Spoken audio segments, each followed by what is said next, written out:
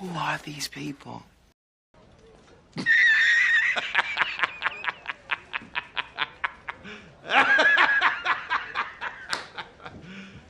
You serious? So let's say people come to the conclusion, if somehow I lose, and we know Andrew Cuomo's lost, he's already tossed into town. Oh, it's because of you, Curtis. Really? It's because of the Democrats. And how dare you, people who know nothing about politics, suggest that everybody who's going to vote for me is suddenly going to be reborn. We love Andrew Cuomo. He killed all these elderly. He's a sexual harasser. Andrew Cuomo failed everybody in that primary. He even admitted it. Now he's basically saying, I can't win without Sliwa votes. Where are your votes? Why don't you spend your money? And he's got millions from the billionaires. Millions. Go out, get your own votes. Convert Sliwa voters. So you know something? This is called voting. Sure. Since when do we not let people vote? Billionaires determine the next mayor? If they don't like it, they can leave. They have options. Blue-collar working class people don't. Those are the people I'm representing, not Andrew Cuomo.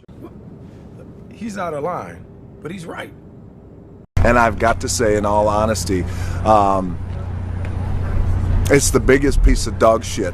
Mr. Mamdani, to Mr. Cuomo, I have never had to resign in disgrace. I have never cut Medicaid. I have never stolen hundreds of millions of dollars from the MTA. I have never hounded the 13 women who credibly accused me of sexual harassment. And I have never done those things because I am not you, Mr. Cuomo. And furthermore, the name is Mamdani. M-A-M-D-A-N-I. You should learn how to say it because we got to get it right. That's what I'm talking about! That's why he's the MVP! That's why he's the GOAT! The GOAT! So, I was not planning on this being my first video. I have 4 videos in the pipeline I wanted to launch with, but I simply couldn't wait on this one. Yesterday, November 4th, 2025, history was made in New York City. New York City just elected the first Muslim and self-proclaimed democratic socialist. His agenda is actually a lot more in line with social democracy, but that's neither here nor there. The point is, millions of fed-up Americans, not just in New York, just said, enough is enough. The world was watching this one, and what America just did. So why is this a big deal? As I'll highlight in a previously mentioned video about Obama, stay tuned, we have been gaslit for decades into believing that change is impossible. Having big goals that help the overwhelming majority of Americans on the Democratic platform is pie in the sky and shouldn't be taken too seriously. Instead, we should continue voting for whoever the Democratic Party throws our way. Like billionaire-funded, Trump-endorsed, disgraced sex pest Andrew Cuomo.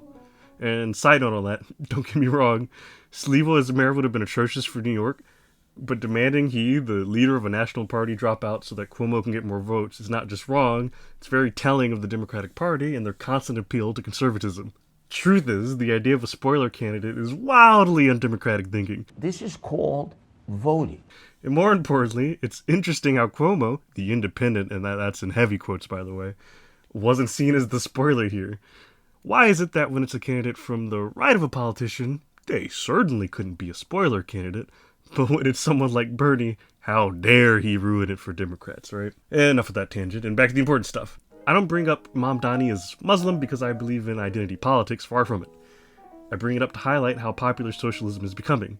In fact, they don't even call them socialists anymore, they skip straight to communists now. Much scarier word. In a city that was deeply Islamophobic following the 9/11 attacks, at the heart of the American imperialism and capitalism, a Muslim socialist just became the mayor-elect. That's awesome. In a campaign where billionaires spent more donating to Cuomo than the taxes that they'll pay under Zohran, a candidate beat the odds because he had the support of the people. That's something we were told was impossible. You have to ask yourself, why would the billionaires so aggressively campaign against this guy? Perhaps they're more scared of you than you thought. Perhaps you are more powerful than you thought. Now, don't make the mistake of deifying any politician. Certainly not in America or the Democratic Party. The Democratic Party will never be reformed. It can't. But I believe it can aid in shifting the Overton window far enough that class consciousness is raised, even if that aid is just symbolic. Zohran very likely may not get everything done he promised. Some of his ideas may even fail. He's human. But that's not the point. In a rare instance in my life, The people have just picked someone who doesn't just address their problems, like Donald Trump, but actually provides a competent plan that they intend to implement to get done. That's incredibly rare these days. But with your continued investment in your country and your support, it may not be rare for long. More Zohrans are coming. Perhaps you are the next Zohran of Atlanta or LA or Houston or buttfuck Wyoming. It doesn't matter where you're from or who you are. If you have the drive, the right political message, and the right policies, you can win. Why? Because socialism is always popular. It may not be popular in rhetoric, but when people actually feel what it's like to live under a government that actually has their back, you'd be surprised how much support you can get. I'll end with this. Zohran is not the end. He's barely the beginning. This is a fight that spanned for over a century, maybe longer. And we were losing. But Zohran is a rocky moment. A year ago, he was a nobody with 2% support. Now, he just punched the establishment in the gut and became the next mayor-elect in the capital of capitalism, y'all. New York City. And he did it with your support. In the coming years, it won't just be conservative media like Fox that relentlessly attacks Zohran and other rising socialists. It will be slightly less conservative outlets like MSNBC or CNN as well. How do I know? Because that's not only what they always do, it's what they've already done to Zohran. Joining us now, Rudy, thank you, America's mayor. Mayor, I mean, we're kind of just in shock right now that we have our first communist mayor of the capitalist capital of the world. Your thoughts? Well, you can't imagine how disappointed I am. I honestly feel bad. I have friends of mine in New York. My phone is blowing up. They are officially depressed and scared. And as Martha pointed out earlier, a full 9% of people say that they will leave if he in fact got elected. The warm, open, embracing guy that's close to working people was not on stage tonight. And there was some other voice on stage. But despite all that, he won with your support. That support will need to continue in these troubling times. This moment is full of potential and hope. Let's carry that momentum into a future so that history can look back at us as fondly as we look back at the everyday heroes of the civil rights movement. A better tomorrow is possible. Thank you for watching. Chop, chop, chop it up.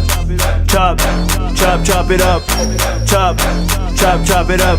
Chop, chop, chop, chop, chop, chop it up. Kinda, NYC, kinda, be a bad belly.